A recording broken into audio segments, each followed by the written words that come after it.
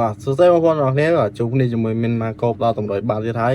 បាទថ្ងៃនេះមានពីរគូបាទគឺវគ្គបាទសប្តាហ៍ទី23បាទគឺ Premier League បាទ Premier League របស់យើងបានដល់ហើយថ្ងៃនេះមានពីរគូបាទគូទី1នោះគឺ Sunderland ប៉ះគ្នាជាមួយនឹងបាទ West Ham បាទហើយគូទី2បាទ Fulham ប៉ះគ្នាជាមួយនឹង Brighton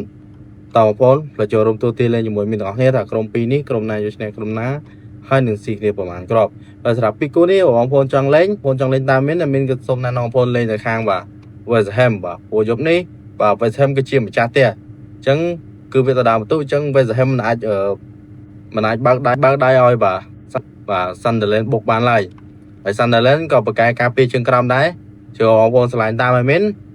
ក៏សូមណែនាំបងប្អូនវាយទៅខាងបាទ West Ham បាទឬមួយលេង under បាទក្រុមនេះមានជឿជាក់ថាมันអាចស៊ីគ្នាគ្រាប់ច្រើននោះទេតែប្រកែតបជើងក្រោមដូចគ្នាហើយបើគូទី2បាទ Fulham ប៉ះគ្នាជាមួយនឹងបាទ Brighton គូពីរនេះប្រមើលតាមការភាគរបស់មានសង្ឃឹមទៅលើបាទ Fulham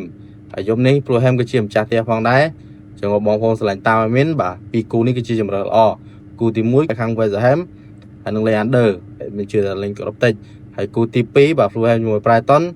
ហើយមានក៏សុំណែនាំបងប្អូនវាយទៅខាងម្ចាស់ផ្ទះទៀតឬមួយក៏លេង over ហើយគូនេះមានជឿជាក់ថាអាចនឹងស៊ីគ្នា 2-1 ផងដែរបាទគូទី2ចឹងបងប្អូនឆ្លាញ់ការវិនិយោគបាល់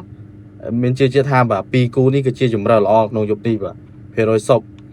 ចឹងមានតែពីរគូនេះទេបាទបងប្អូនចាំបានគូបាល់បន្ថែមបងក៏ចុចលេខក្រោម profile ចូលក្នុង tab របស់ admin បាទមានទម្លាប់គូថ្មីជារៀងរាល់ថ្ងៃផងដែរហើយច្រើនជាងនឹងផងហើយសភារយសុបមានបងប្អូនយើងបាទចាំដល់តម្រុយគ្នាទៅវិញមកបងប្អូនជួយចុច like share follow មានអ្នកអស់ហ្នឹងដើម្បីជាកន្លែងចិត្តឲ្យមានធ្វើវីដេអូដល់គូបាល់ដល់តម្រុយបានបន្តបាទសូមអរគុណសូមជម្រាបលាជួបគ្នាវីដេអូក្រោយ